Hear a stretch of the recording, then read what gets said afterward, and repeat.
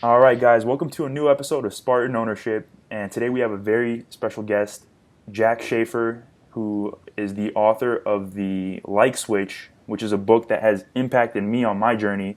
And, Spartan Ownership is all about taking 100% responsibility over your life, be it your health, your wealth, your relationships, your happiness.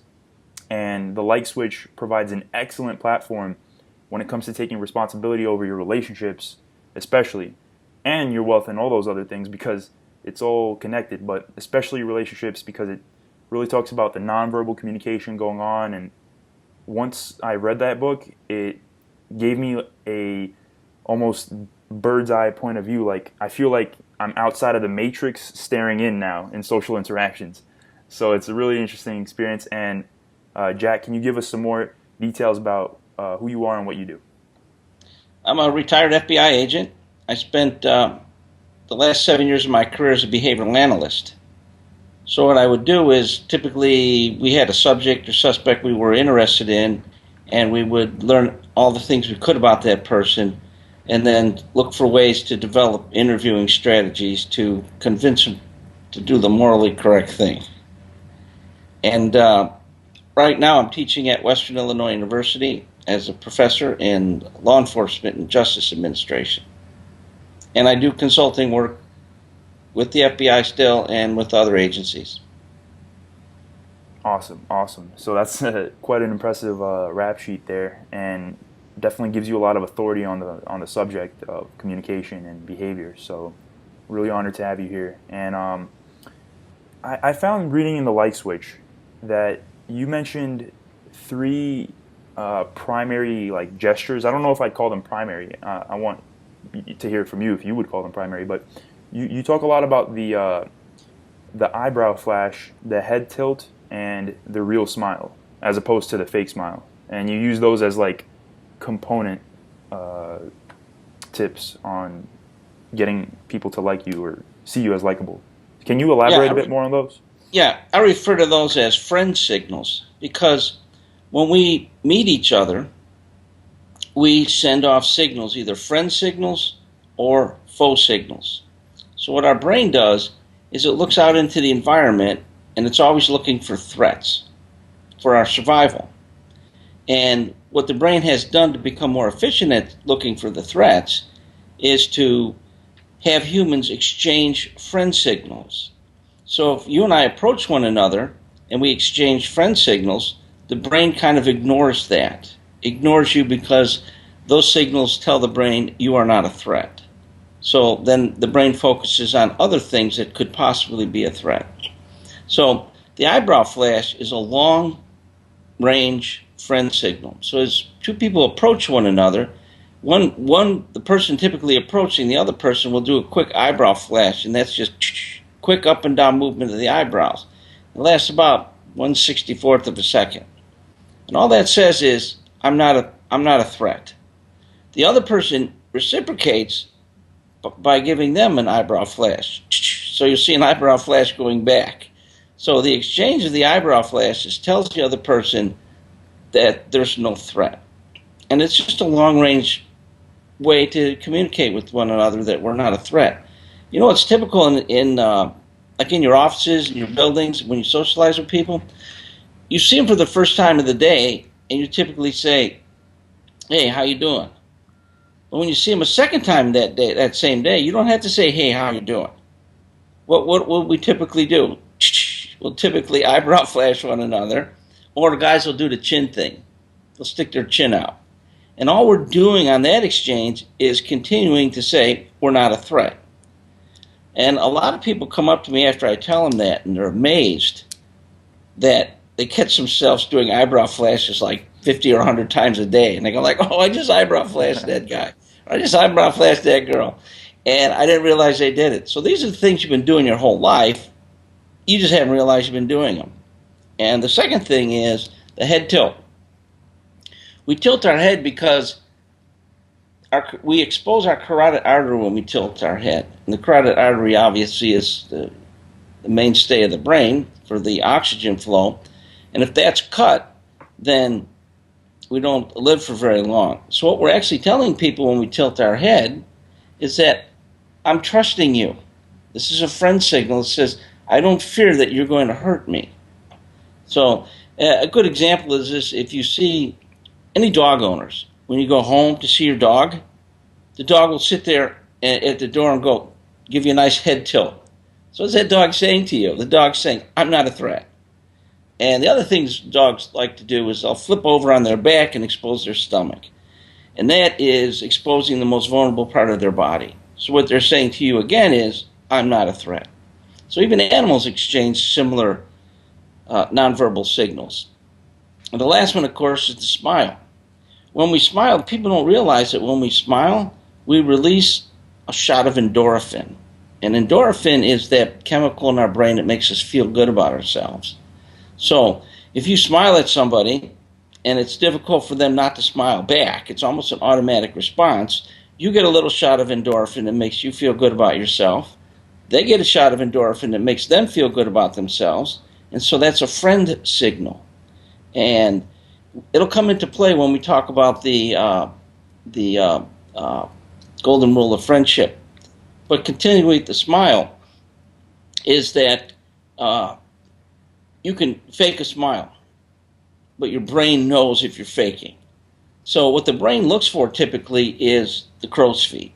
So if you smile, make sure you get upturned, pull your cheeks up a little bit, make sure you get some crow's feet. And that tells the other person that it looks like a genuine smile. And those three things are very important when we meet one another.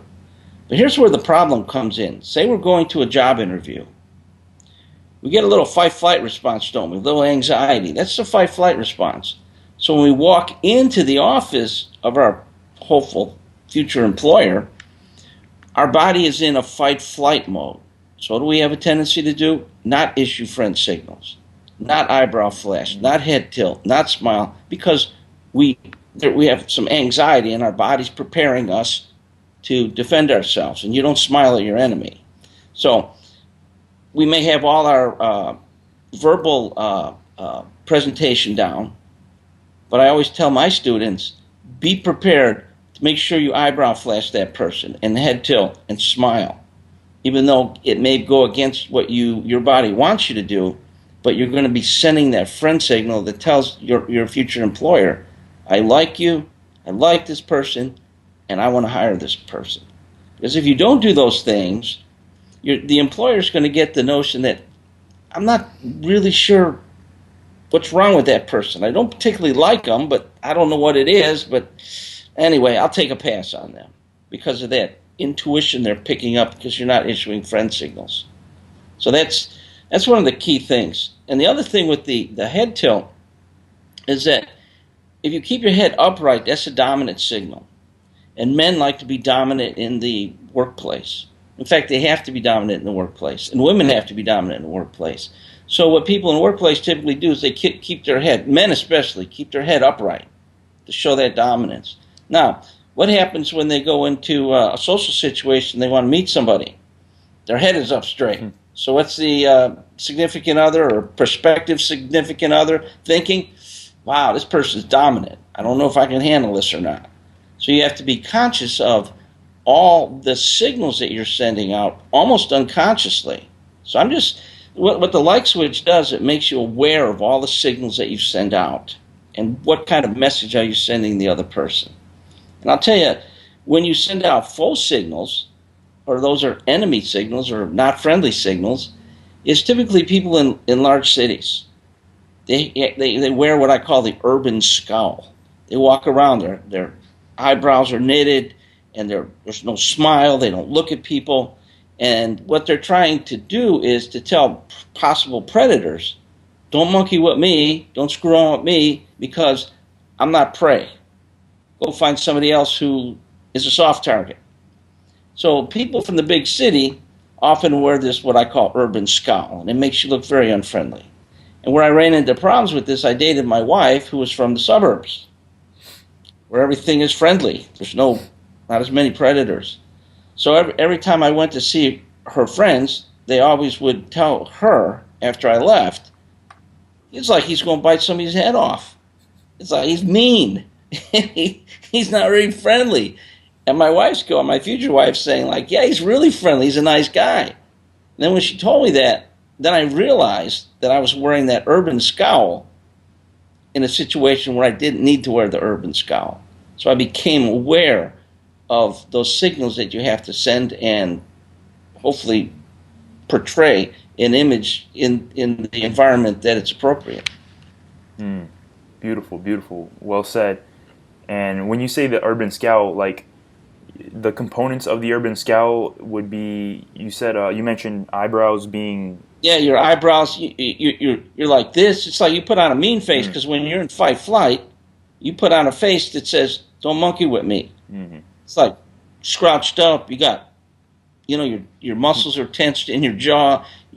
Your eyebrows are together, and you're not looking at people, and there's no smiles, and you walk like you have somewhere to go, and you talk like you have something to say. And so predators go, that could be a hard target. Maybe we're going to look for somebody that's more of a soft target. So that's your urban scowl. And we do that, almost unconsciously when we're from the big city. Yeah, I definitely noticed that. Students have constantly told me, Mr. Schafer, how do I get rid of the urban scowl? I said, well, you have to concentrate on eyebrow flashes and head tilting and smiles, and then it becomes natural. So, the beauty of this is you can now adjust your image to the situation you're in because you're aware of what causes someone to see a certain image of you and what reaction you're going to get. So it gives a lot of control over your life. It's to say, what image do I want to portray here? If you're walking down the street and you see a panhandler, you give them the urban scowl. They will never come up to you because they know instinctively that person's not going to be very friendly to me. But if you walk up to that person and you look them in the eye and you smile with a head tilt and an eyebrow flash, they're going to there's a soft target. They're going to go after you.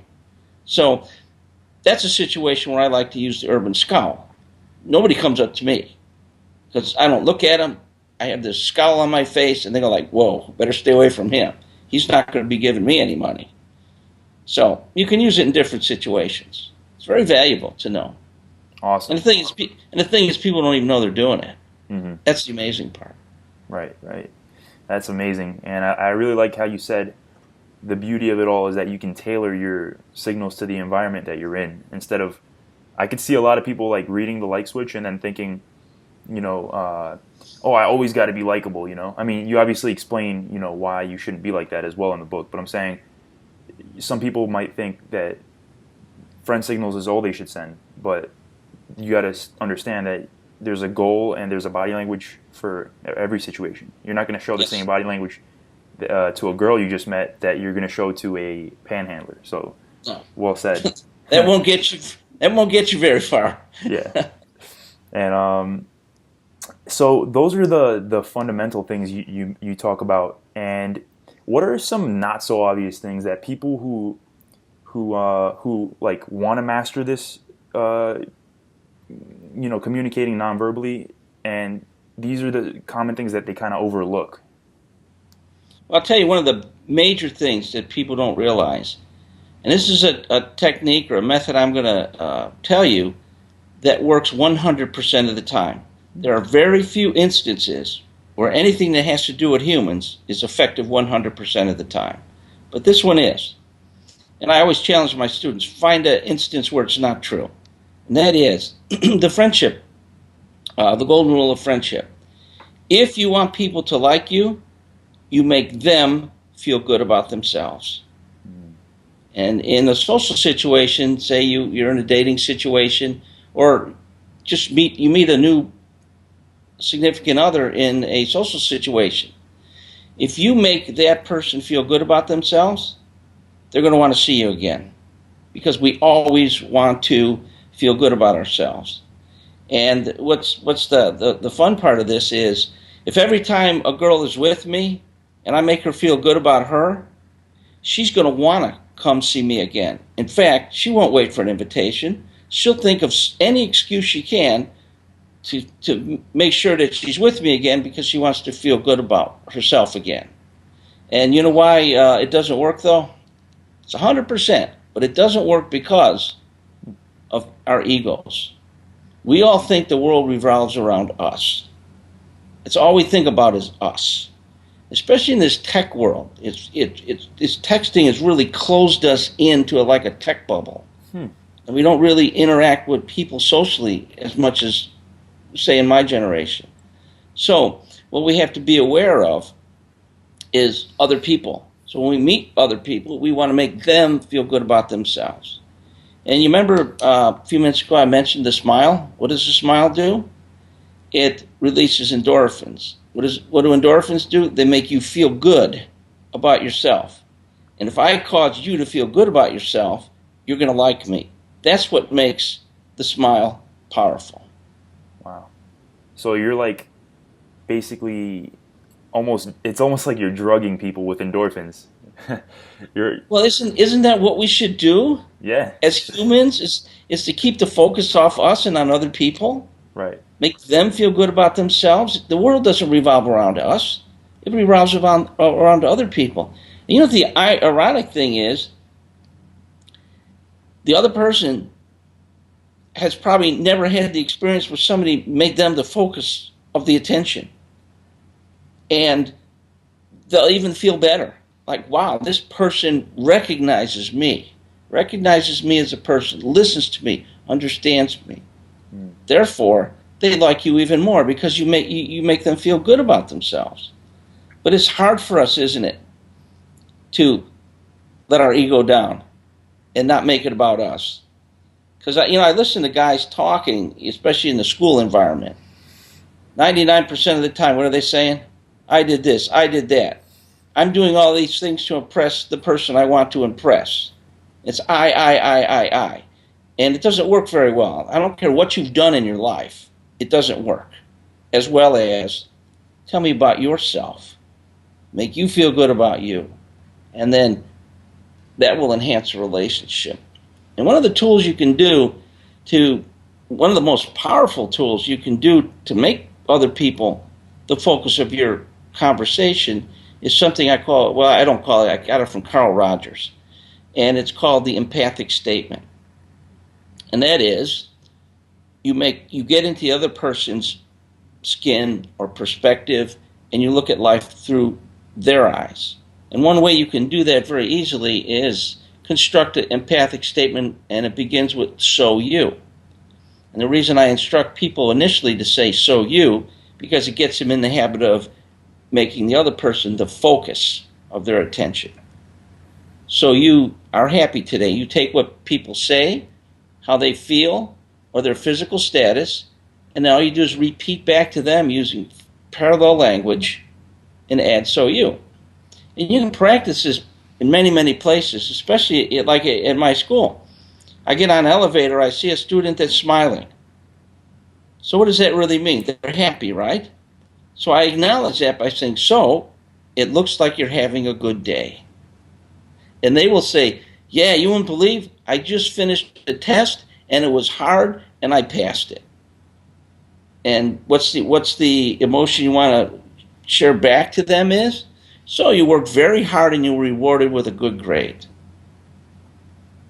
And people can do that daisy chain empathic statements through conversations, and it'll be normal because people enjoy talking about themselves. They enjoy when somebody else is interested in what they're doing. And consequently, that makes them like you. But, it's hard to reduce or suspend that ego. That's the key. Right, and that makes me wonder, when you meet people and you want to make new friends, say you move to a new area and you're just trying to recreate a social circle, and you meet someone and you want to talk to them, so you start talking to them and making it about them, right? Right. But what is there like a ratio that maybe you would say that of asking them about themselves and then diverging information about yourself? Yeah, there is, but you can't. Of course, you can't have a one-sided conversation with somebody because then you look secretive. Right. And secretive people aren't likable. So what you want to do is is what I call like the Hansel and Gretel method. You want to release new information about yourself, like the breadcrumbs that Hansel and Gretel left to show their way back to the house.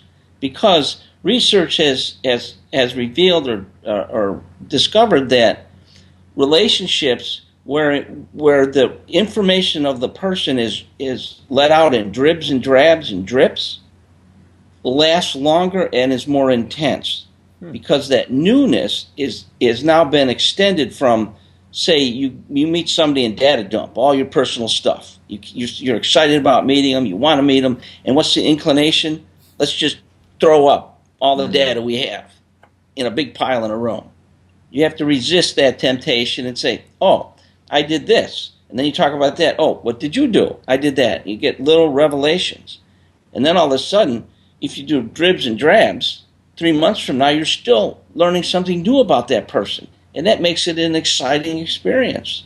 So you can extend that good feeling in that relationship for months, years. If you've done a lot of stuff, just review a little bit by little bit. That's so amazing, and I've almost never heard that anywhere else. And I definitely felt and did that before. Met somebody, and I'd get all excited because I found out that they that they were like-minded. The next thing you know, I tell them all my experiences, and I just diverge all this information. And the next encounter wasn't as intense. Yeah, you know how to continue that intensity? A little bit on the first one, let it go. A little bit on the second one, let it go. And if you're looking for neutral topics to talk about, one of the best things, I saw some research that said, one of the best things that most people have in common, the least common or the greatest common denominator, is music. Because even if you like country and somebody likes hip-hop and somebody likes jazz, music is music. We all like music. And so if you like both the same type of music, that's great. If you like divergent music, that's good too, because you can now contrast and compare between the musical styles and how you feel and the emotions that go along with the music and those types of the memories and those types of things. So if you're stuck for a topic to talk about, rather than data dump all your intimate details, what you want to do is talk about something like music. Awesome. And like a guy that's learning this stuff and reading the book and applying these things and getting better at communication and getting better at reading people, he's going to be in a situation where probably most of his friends aren't doing the same thing. Like me, for instance, I'm probably the only guy I know that reads this kind of stuff. I mean, I have a few friends that periodically, maybe they'll read an article or two, but they don't take the amount of responsibility that I do for it. And I'm sure a lot of guys listening to this also, they're kind of the outsiders in their circle, because most people, they just want to go out and have fun, and they kind of leave everything to chance. So it can be frustrating to be a guy that's doing all this work, getting better at communication, but all your friends they're kind of like lagging behind. So it's pretty frustrating. And what would you tell a guy like that to maybe, develop what you want to do? Forget about the other people. Mm-hmm. That's their business. What you want to do is concentrate on becoming a very good communicator, because your life is going to be more fulfilling if you find a partner and you're able to communicate with that person at a deep level. You're going to have such an enriching experience. And if you don't, and the funny thing about this stuff is you got to practice this. This is something you have to practice at almost every day. But fortunately, you can practice on anybody, anywhere. You can practice a smile, head tilt, eyebrow flash, empathic statement, and then I'm going to add another tool here. When you flatter somebody, there's a unique way to flatter somebody. Typically, we walk up and say, "Hey, how you doing? I like this, I like that, I like this." And if it's a guy saying that to a woman, what is she going to do? Shields up, he's making all that stuff up, he's not sincere. What does this guy want? Oh, he's a guy, I know what he wants, right? But a better way to flatter somebody is to allow them to flatter themselves. And we rarely, if ever, miss a chance to flatter ourselves. So here's a way you can do it. You meet a girl, like take that elevator situation that I just spoke about. Right. I actually allowed that girl to flatter herself. I said, so you had a good day? Yes, I just passed a test. It was very difficult. I feel good. Say, oh, so that working hard, you were able to achieve success. And what is she silently doing? Psychologically patting herself on the back. Going like, oh yeah, that was me. Hard work, long study. I did it. So did I flatter her directly? No. I allowed her to flatter herself, which is more powerful. That's amazing. Awesome.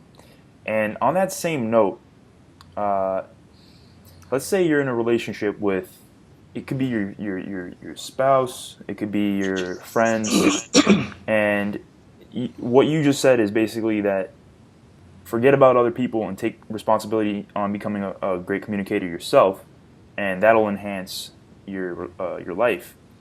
But what if you're in a relationship with someone who it's like you just want them to learn this stuff so you can communicate better with them because they're so almost non-receptive to you. So to better say my question, I would say, how do you establish that sort of rapport or, I guess, boundaries in a relationship where there are just long ingrained patterns of bad communication, disrespect, etc.? Like, how do you do that after all that, the baggage of just past times?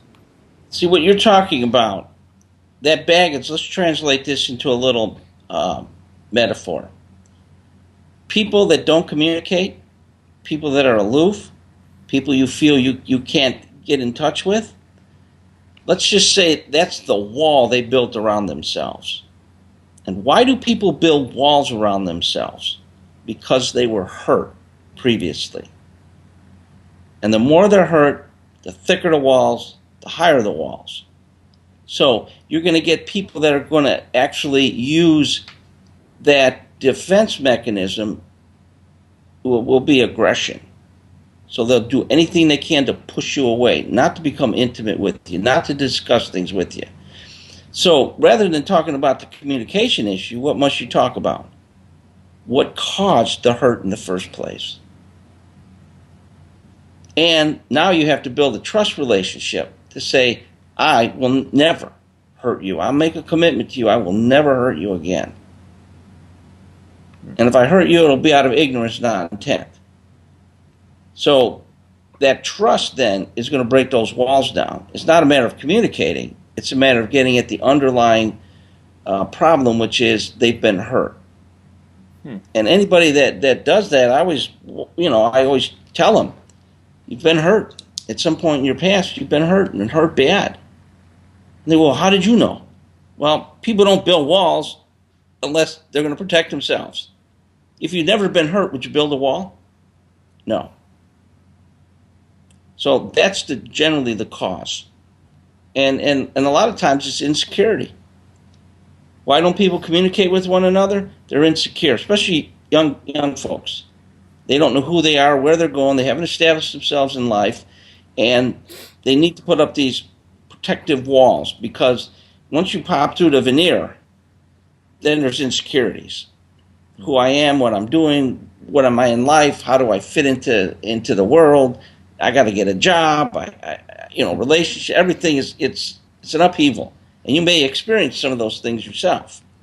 So what's the best way to protect yourself? Build a wall. And who do you let in? People you trust. But how long does it take before you trust somebody to let them in? Sometimes it takes a lifetime. And people don't let people in. But how do you start to do it? You must have been hurt in the past.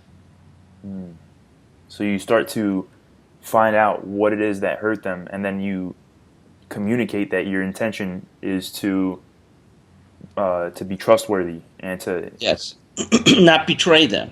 Right. But now you're getting into a serious relationship. This isn't something you do the first time you meet somebody. when you sit down and have this discussion with that person, you have to be really serious about getting into a relationship with that person, because what happens if you break the wall down and that person trusts you, then what happens? And you betray them again? The wall's even thicker and bigger for the next person. So you see, there is a lot of responsibility when you go into relationships. And on that same and I don't think, and I'm saying I don't think many people are aware. They're in it for them. Right. I want to be with this person because they make me feel good about me. I don't care about them. I care how they make me feel good about me. I don't care how they feel about being with me. And I see that a lot. Yeah, and on that same note as well, that was a good example, and I'm still trying to see how that applies, and I'll give you even a better, more to work with, basically, which is a lot of guys here that listen to this stuff are, like I said before, a little bit like outsiders, because they're not very conventional. They work on themselves. They're a little bit rebellious when it comes to certain social norms and things like that. And that creates a lot of conflict in their family. Like, parents start to not accept them as much, and there's this distance almost. And I was just trying to see how that applies. Like, is it also the same thing? Do you still try to maybe, like, let's say you're a guy and you're trying to reconnect with your parents. That's an issue I faced before, because, and I'm sure a lot of the guys listening to this have this too, which is your parents don't really, there isn't that good flow of communication, because you just don't have that rapport that you might have with somebody like-minded. And do you say something like, you've been hurt to them? Well, here's the best way to start. Here's the way I would approach it. And this is just one way. There's many ways to do it. This is one way I think is very effective. And I've used it in the past with some success. You go up to, if I had a problem with my parents, I'd sit down with my parents, I said, we got a problem. Parents go, yes, we have a problem. Now you start with empathic statements. So there's something about what I do that makes you angry. And they go, yeah, because you do this, this, and that. Oh, so you're angry because I do this, or I react this way, or I have this lifestyle, or I have, this interest, and it's not in accord with your interests. Well, yes, it is. And you see, if you suspend your egos and use empathic statements, because where's all the attention being focused? On your parents. Not you, your parents. And let them vent. And then you say, wow, now that we know what the problem is, can we find common ground? Maybe we should stay in one piece of that. Maybe both our worlds overlap in just the tiniest of bits.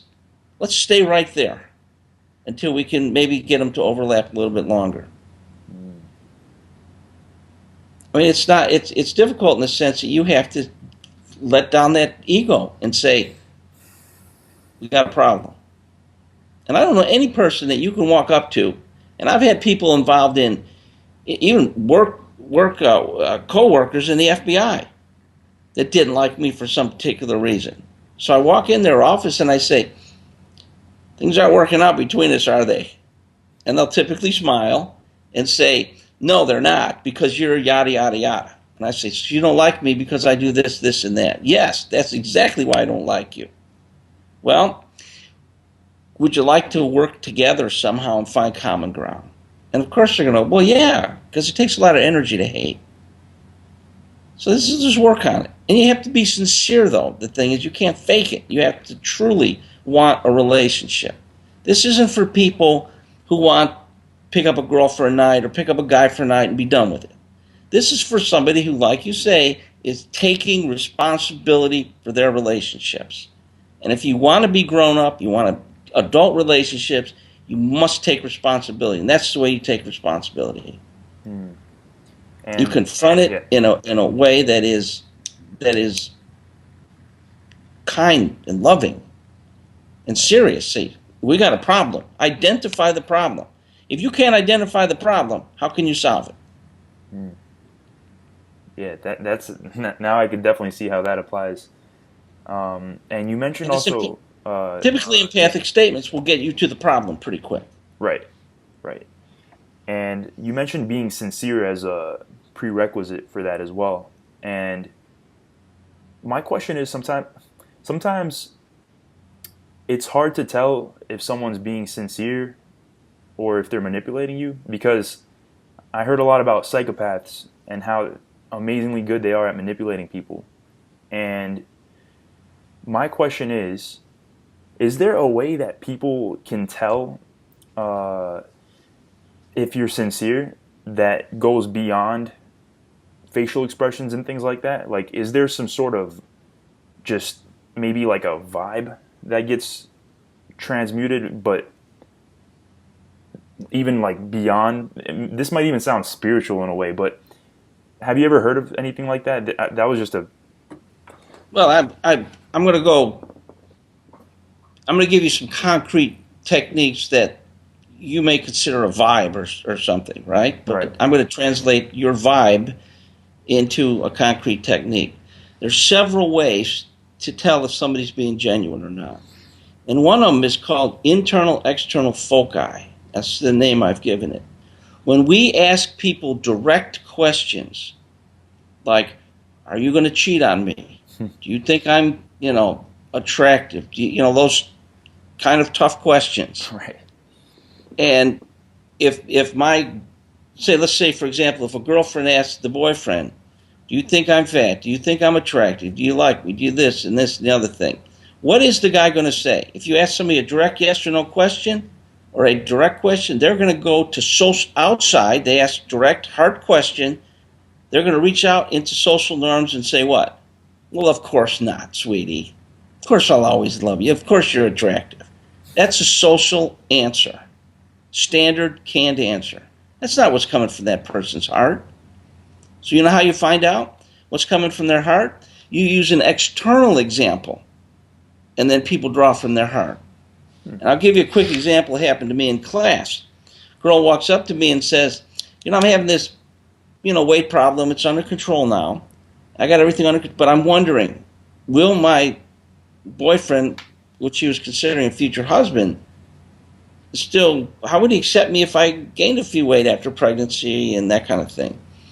And so they were sitting on the couch watching that Biggest Loser, where they have the obese folks trying to lose the weight. And he says this. He's talking about the TV, which is an outside source. He said, if my wife ever got like that, I'd kick her to the curb. So she's thinking, whoa, outside source? That's what he's thinking. So fortunately, she said, I had your class, and I did a test. I'm going to ask him a direct question to see where he gets his answer from. And she said, if I got that way, would you kick me to the curb? And of course he says, no, sweetie, I'd love you no matter who you are or what you're like. Right. So at internal external foci, I ask my kids, do you do drugs? And what do they say? Of course not, Dad. So I'm going to give them an external example. A friend of mine got caught, his kid got caught with marijuana in school. And my kid better say marijuana's evil. Right. Right? But what if he says something like, it's only marijuana, Dad? He shouldn't have brought it to school. Right? Right. That's what he's truly thinking. Right. Internal, external foci. That's really interesting. I could definitely see how that could be very useful. And I use it a lot to just find out what people are really thinking about, not what the socially acceptable answer is. Right. That's really powerful. And I guess that's a way to also detect deception. Right? Yeah. Oh, you want another quick verbal way, and I call it the well technique. Mm-hmm. And that is, if you ask somebody a direct yes or no question, and they begin their response with the word well, it means they're going to give you an answer they know you're not expecting. So it's got a little complicated, but let's break it down into an example. I send my kid into his room to do his homework. I hear nothing about homework going on in there. I hear stuff. He's playing. He's doing this. He's doing that. Everything but homework. I can't see it, but I know it. So when he comes out of the bedroom, I say, did you do your homework? And he goes, well. And I say, get back here and do it. How did you know, Dad? I'm in the FBI. I know these things. Because I never like to reveal to them how I know. The reason I know is when he came out and I asked him, did you do your homework? What do you think he was expecting his aunt? What do you think he thought let's see. What do you think the answer he thought I was expecting? Yes, Dad, I did my homework. If he says, well, it's anything but yes. And this is direct yes or no questions. It's not like a thinking question. Who's going to win the World Series? Well, it has to be direct yes or no question. Boss, am I getting that raise? Well, no, you're not getting the raise. Right. Boss, did I get my day off? Well, you're not getting the day off. Honey, can we buy that bass boat I want? Well, bass boat, forget it. See how that works? Yeah, definitely. So direct question, and if anything but yes or no to a direct, simple question. If well comes out, right. If well comes out, it means they're going to give you an answer they know you're not expecting. Right. If I tell my wife, or I ask my wife, hey, what about that bass boat I've been wanting, dear? Can we buy it? What answer do you think I'm expecting? Yes. So Right. she says, well, it's any answer but yes. And in this case, any answer but yes is no. So I know before anybody speaks, I know the answer. Awesome. That's really cool. And You want? I can give right. you one more, Tal, if you got time. I don't know how much time you got. For sure. If we got all the time in the world, I'm very That's intrigued. that's called if you purse your lips. I don't know. I'll exaggerate it now. Maybe you can see it where you just push your lips out. Right. So what that does, that lip purse means that the person that is pursing their lips has already formed a negative thought in their mind about what you're saying. So if you're talking to somebody about doing some plans, or you're talking to a boss, you're talking to anybody, and you see that, that means whatever you said just then, they're thinking just something negative about that. Right. So I try that with my wife. She'll say, let's go to the movies. And I'll say, okay, let's see some action movie. And I get this, the lip purse. Oh, you're thinking about maybe another movie. Right. Use an empathic statement. You're thinking about another movie. And she goes, well, yeah, I wanted to go to this movie. Oh, okay, we'll go to that movie. But I knew we weren't going to the other movie because I saw what? Right. The lip purse. Right. And all this work deals a lot with just understanding human nature, and it's just none of it is like, woo-woo or new agey or anything. It's not about reading the guy's intentions in your mind or anything. It's really concrete stuff, and it has to do with being grounded in reality. So speaking of reality, because so many of us have all these preconceived notions, some of which come from like spirituality or religion and social norms, and we fail to accept reality when it comes to human nature. So speaking of reality, what is a fundamental truth about human nature that most people aren't willing to accept and would rather ignore? Well, I think it depends on what perspective, but I think mostly people don't want to accept criticism about themselves. Okay. And it's hard to do. It took me until I was a couple, 3-4 decades old before I figured out, you know what? Maybe I should listen to that person. And that's called, ego suspension again. It's how do you improve? If you're doing something wrong, not many people are going to say, hey, you're doing something wrong, knock it off. But when people do say, hey, you're doing something wrong, knock it off, you're hurting yourself and others. Defenses go up, don't they? No, I'm not. And so what you have to do is say, oh, so then empathic statement again. So so what I'm doing is hurting other people. Well, yeah. And then you have to be open to that criticism. But at your age, I couldn't do that. But even if I tell people your age to do it, I don't know if they'd be able to do it. Because when you lower your ego, you expose your insecurities. And I don't know if young folks are ready to expose their insecurities. Older folks don't care. When you get to be about age 80, you say anything you want. Nobody cares, right? Because you're so secure in yourself. Who cares? I'm 80. Right. I think that's the magic age. You can say anything you want. But when you're younger, like 21, it's tough because you have a lot of insecurities you're hiding. And once you lower that ego, you suspend your ego, then you're exposing your insecurities. It makes you vulnerable. Right. It's difficult. And speaking of vulnerability, some people say it's actually good to be vulnerable. Like, they say that it's almost a very like, I read this book one time. I'll give you a good example, and it was called Models. It was called Models Attract Women Through Honesty, and it was written by this guy Mark Manson, who was this relationship guy, dating advice guy, and the key component of the book was vulnerability and how that basically is important when dealing with girls especially and with other people, because it shows that you're securing yourself and et cetera, et cetera. But there's obviously some situations where vulnerability isn't a good thing, I would say. Like, if you're a guy and you go to prison, then you probably shouldn't really be vulnerable there, at least when you're talking with other inmates, right? And again, it goes back to, and I have this saying, there's no tool that fits every situation, but for every situation, there's a tool to cope with the problem. And when we talk about vulnerability, we have to say, is this the right time, the right space, the right environment to be vulnerable? And if I'm out with if we're out, I played racquetball and I was with police departments and the FBI and the Army and the Marine Corps, no. When you're out with the guys, you are not vulnerable, period.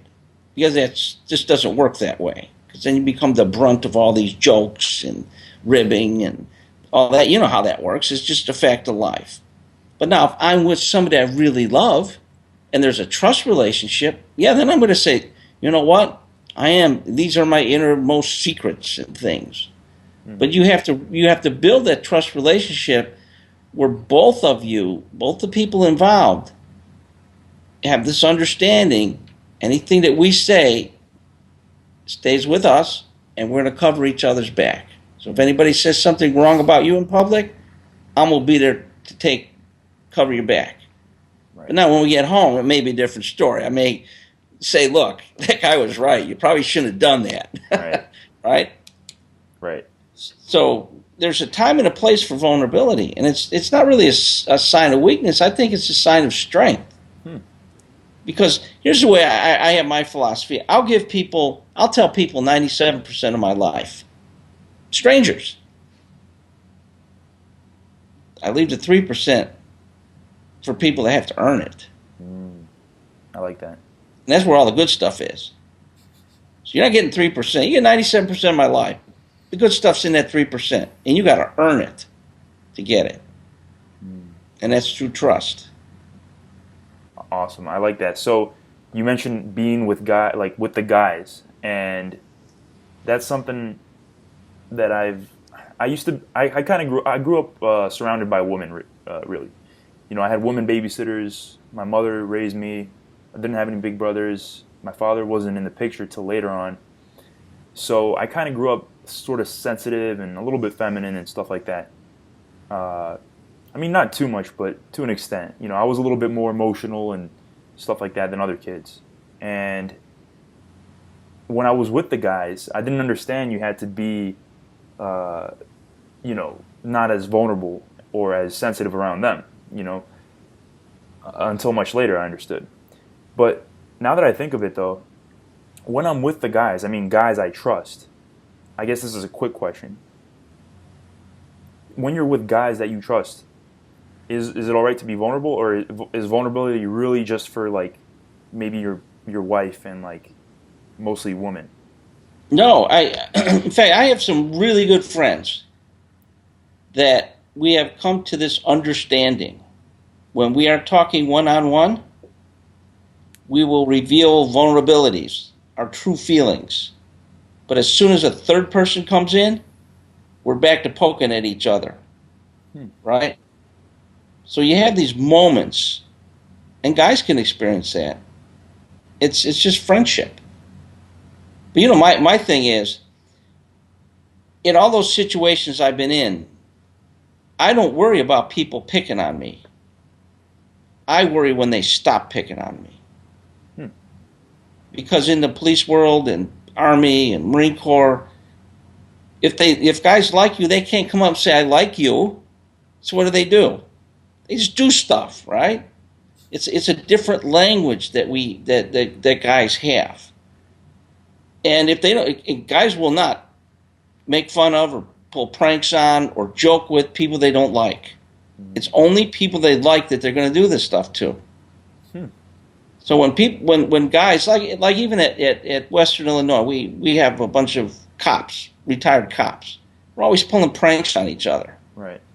And one of the other professors comes up and says, "Man, don't you feel so sad that they don't like you and they're picking on you?" I said, "What are you talking about?" "Well, I saw what they did the other day, and they filled your room up with balloons, or did this or did that or the other thing." I go like, "No," I said, "if they stop doing it, I'm going to get worried." Wow. See, so it's like I'm saying, you have to look at relationships within the context of your environment. Guys don't say, "Come on, let's go out and do something." No, we go, I'm not going to say, "Hey, let me go to your house and have a cup of coffee." No, that ain't going to happen. You know what's going to happen? Let's go out, play racquetball, play basketball. Let's go do something. At best, you can say, "Let's go to Starbucks maybe and get coffee." But guys do stuff and then talk while they're doing it. Girls, on the other hand, females, they typically will go and just sit and talk. Men don't sit and talk. Right. They do stuff and then talk while they're doing it. Mm-hmm. Right, like, hey, bro, let's go to the gym, right? Like stuff like that. And then while you're taking a break or cooling down, you say, "Hey, let me run something by you." Mm-hmm. That's when you have that one-on-one moment, right? Right. Huh. See, that's how you got to realize that's it. Once people realize that's how you make friends, then it's very comfortable. Right. When it happens. That's so interesting because I guess with my like female upbringing, I didn't see those things. Even now, I'm like during this interview, I'm discovering these things.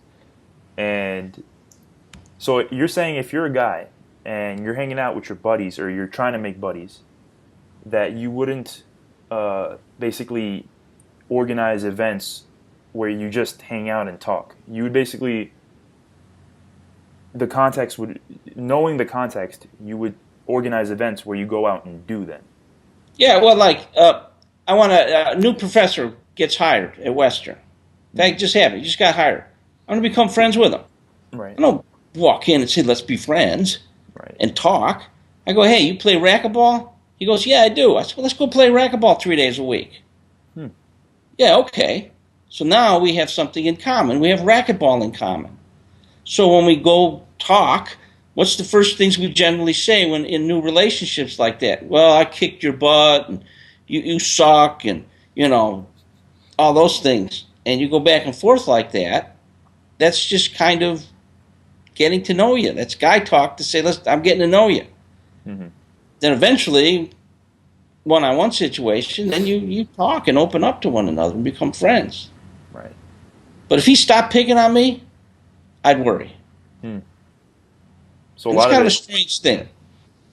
And a lot of it is ball busting then in the beginning. Of course it is. So it's ball busting until you open up, and then if it's really worth it, you start talking more one-on-one and increasing trust and kind of exposing that 3% if it comes to right during doing something.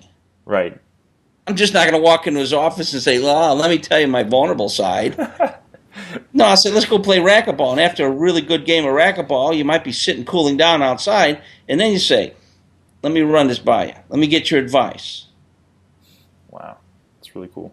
See, that's how that works. So, and I understand the outsiders, but if they truly want, sometimes outsiders want to be outsiders because that's their identity. And if they're not outsiders, then they lose their identity. So, do they really want to make friends and develop relationships, or do they want to maintain that identity of an outsider? Because once you break down the outsider role, you're no longer an outsider. Who are you then? Now you got to figure out who you are all over again, don't you? Right. So it's easier to say I'm an outsider and keep people away and say nobody understands me than it is to say, you know what? I'm just going to go make friends with somebody and get a new identity as not an outsider, as an insider. Because once you talk to an insider and make friends with them, you're no longer an outsider. So who are you? Then you become lost because you've lost your identity. So you got to be willing to take that chance to develop a new identity and become an insider. Right. So these techniques won't work with an outsider because they don't want it to work. They want to maintain their outsider identity. That's where they feel comfortable. And I suspect because if they became insiders, they would have to open up, become vulnerable, and that puts them in emotional turmoil, doesn't it? Interesting. So, and a lot of Spartan ownership, and I've mentioned this before, is about being, taking responsibility, being a better man, just mastering all areas of your life. But it's also about being a better man. And part of being a man is also being able to, I guess, dominate in a certain situation. And not just for the sake of dominating, but to basically to be more assertive and to feel in control of one's environment, especially with other people. So if you were to give advice to a young man who doesn't feel like he's really respected in his social circle, and then what would you tell him to work on? I think what you're describing is called leadership. Okay. What you want to do is you want to lead people. How do you lead people? You can't say, follow me. Nobody's going to go if they don't like you. But if people like you, then they're going to respect your opinion. And you know what the irony of this whole thing is? I keep saying you put the focus on the other person. If you do that, the person's going to like you. And once you get someone to like you, they will bend over backwards to help you. And that's the problem that people don't see. It's kind of against conventional wisdom, isn't it? Yeah. If I get you to like me, I have to put all my focus on you. And if you like me, then you're going to do anything you can to help me. Because if my friends come up to me, and I'll do almost anything for them if I like them. And they'll do anything for me if they like me. Right. But what do I have to do? Spend most of my time focusing on them. Right. That's how you become in a group. That's how. And another way to get liked is you find common ground. There's 3 ways to get common ground. One is contemporaneous. That's a big word that means at the same time. If you're in a job at this, let's say you're an electrician and I'm an electrician at the same time, we share contemporaneous common ground. So we can talk about those types of things. The second thing is temporal common ground. That occurs over time. You were in the Army, or you're in the Army now. I was in the Army 20 years ago. So over time, what do I have? Common ground. I've been to so many cities in the United States, I could say, what city are you from? Oh, I'm from Dallas. Well, I was there last year. So over time, what do we have? Common ground. And the last one is vicarious. That is, we live through somebody else. And a good example is what salesmen do. Hi, how are you? What do you do? Oh, I'm a fireman. Well, the salesman isn't a fireman. So what does he say? My brother, my cousin is a fireman. So you establish common ground through a third person, right? And those are the three ways to establish common ground. The two most powerful tools to build rapport is, of course, the empathic statement and common ground. Right. And then you throw in allow people to flatter themselves, make them feel good about themselves, keep the focus on them, and you're going to have more friends than you know what to do with. People desperately want friends that have those characteristics, don't they? Right. So why don't we be that person that people want to, what we all see in friends? And how can we expect other people to demonstrate those characteristics to us if we don't even have them? We're not even open to them. You see, there's a paradox here. And I think it all comes down to ego. Or we have this identity as an outsider, and there's no way I'm going to be friends with you because then I won't be an outsider anymore. Then I won't have my identity. And all that identity as being an outsider covers is insecurities. I'm insecure to come close with somebody or experience an intimate relationship because I may be hurt. So my identity as an outsider is that wall that we talked about earlier, that you build to be safe in. And a lot of times it's like a victimology. Victims who hurt but are safe like that more than to be hurt and in some other environment taking a chance on the hurt they don't know. So if I'm hurt being a victim behind my wall being an outsider, that hurt is a lot less hurtful than if I actually try to become an insider and get rejected. Because I don't know if I'm going to be rejected or not, so in order to avoid that greater pain, I'd rather be satisfied with the pain I'm in. Yeah. Rather than taking a chance of suffering a greater pain by exposing myself. Right. So you have to look at the individual person. I know a lot of outsiders. I want to be an outsider. I'll never be an insider. And then it all goes back, why? What are you afraid of? What threatens you? Why are you hiding behind the wall? Now we're getting down into some serious stuff, aren't we? You must have been hurt. And I guarantee you, every outsider has been hurt. By parents, friends, boyfriend, girlfriend situation. They've all been hurt. Now they're huddled up behind the outsider wall. Right. Because, by definition, why don't all the outsiders get together and form their own group? Huh? Because they get hurt, right? Right. Because now they're the inside. Right. You see the paradox here? Yeah.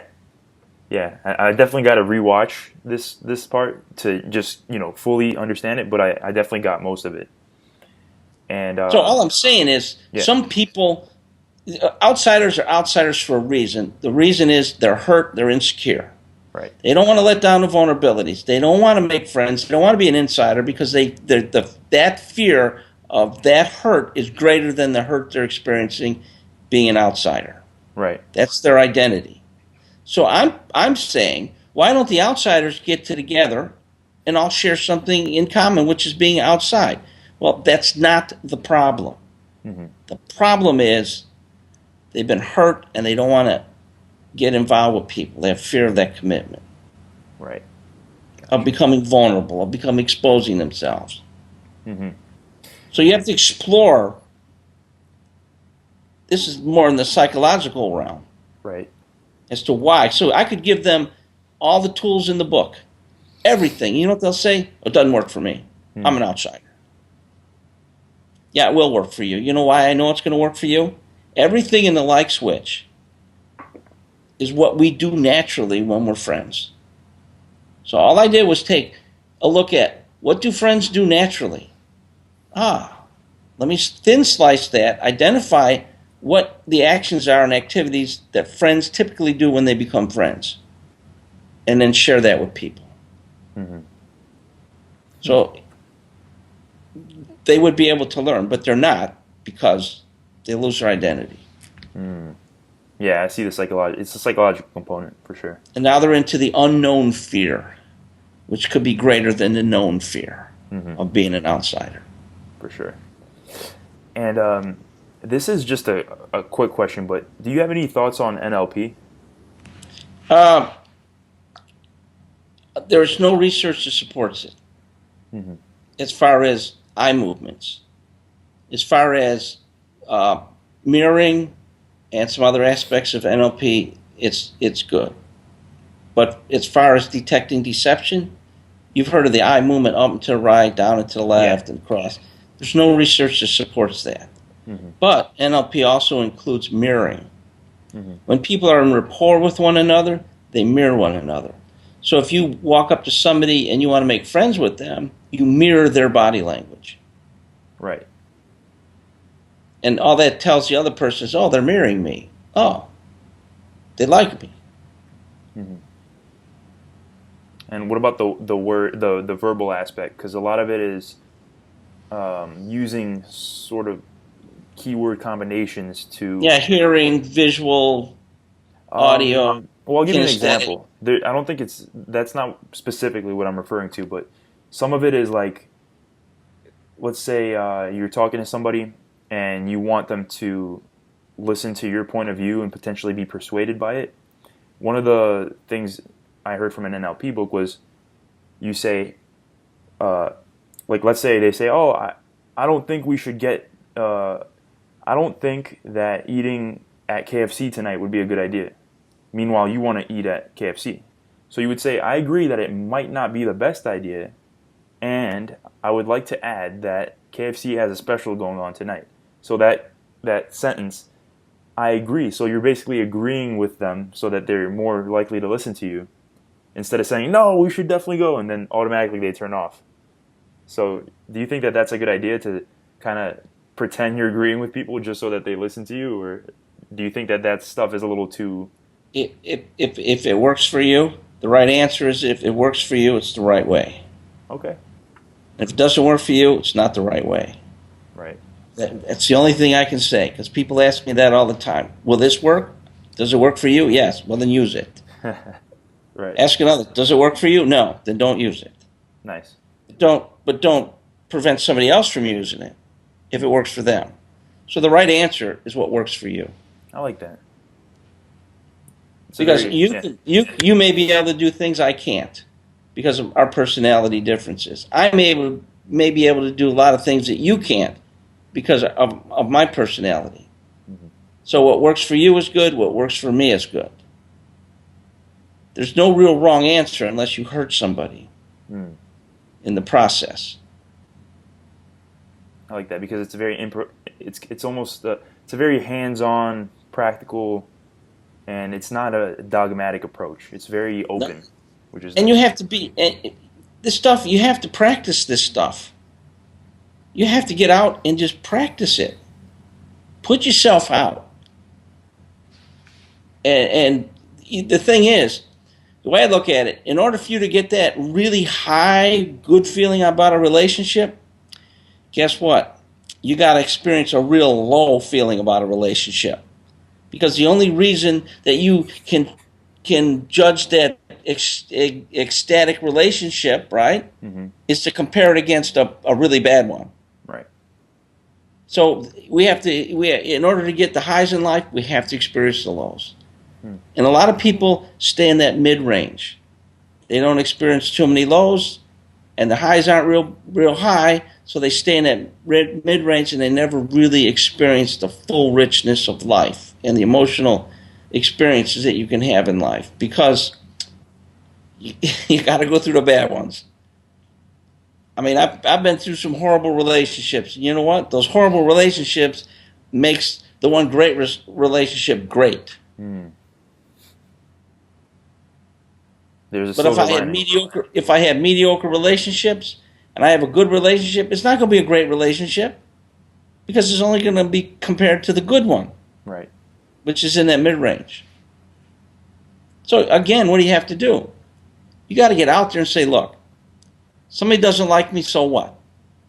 And my philosophy is half the people in the world don't like you just because of you. Hmm. And then half of those people don't like you because you open your mouth. Right? Wow. And half of those people don't like you because of some other reason. So you know what it comes down to? You got one or two or three people in this whole world that you can have a really, really good relationship, deep, enriching relationship with. And if you don't want to feel the high highs and the low lows, then stay in the middle. Be mediocre. Some people lead their whole lives that way. And they're happy. They're comfortable. Right. And to experience the high highs and the low lows, what you're saying is don't be afraid to go out there and have the most experiences you possibly can and constantly meet people and practice this stuff so that you get all that exposure, right? Yes, that's exactly what I'm saying. Right. And if somebody says, I don't like you, you know what you say? Okay, join the 50%. Right. And do you want to be with somebody that doesn't like you? Of course No. not. So what do? Go find someone that likes you.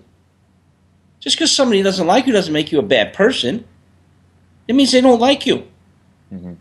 I could personally not like you. Does it make you a bad person? No. Just go hang out with somebody that likes you. Mm. Oh, there's an idea, huh?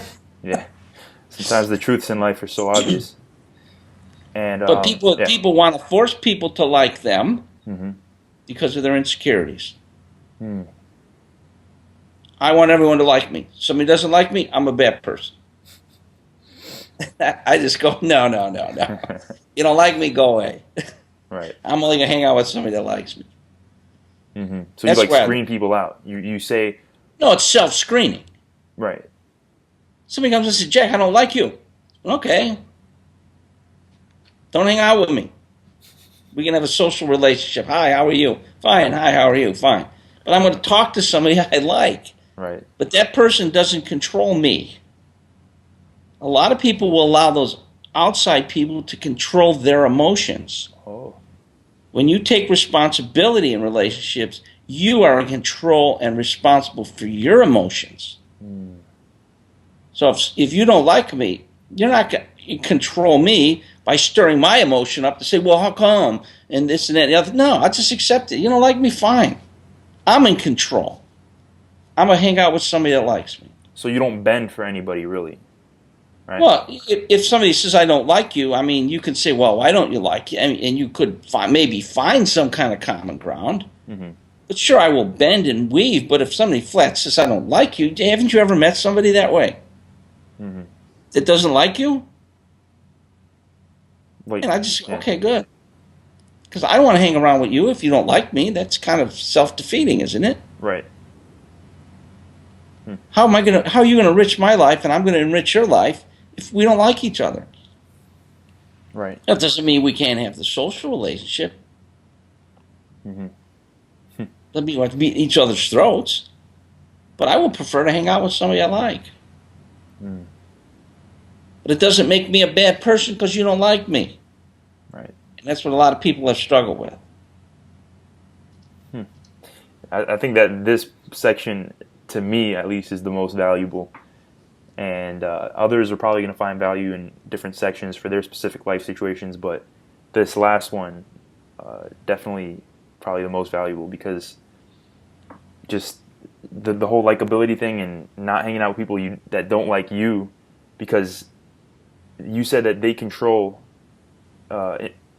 people nowadays. When someone doesn't like them, they kind of bend backwards to try to make them like them, which is a result of their insecurities.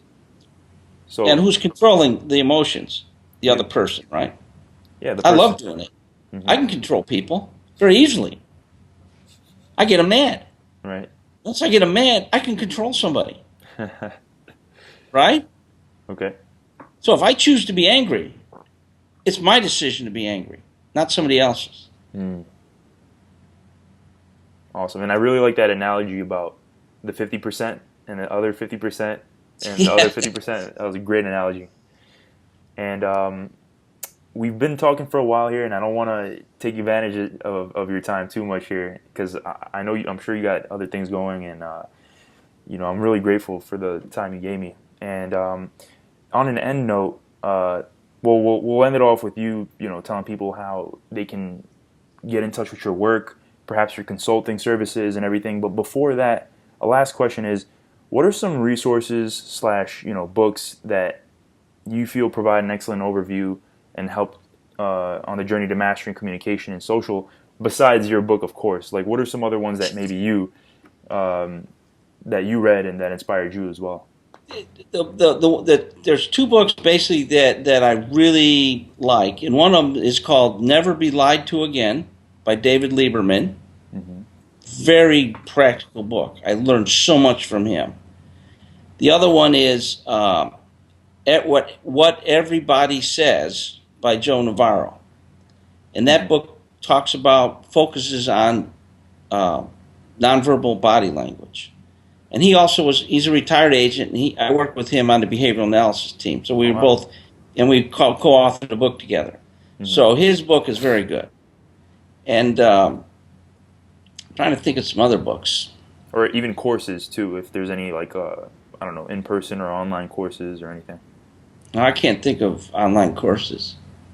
But basically, those two books are the ones that I really like. Mm-hmm. Because they really help me kind of get a focus on relationships. Right. Like Never Be Lied to Again. That's cool. Mm-hmm.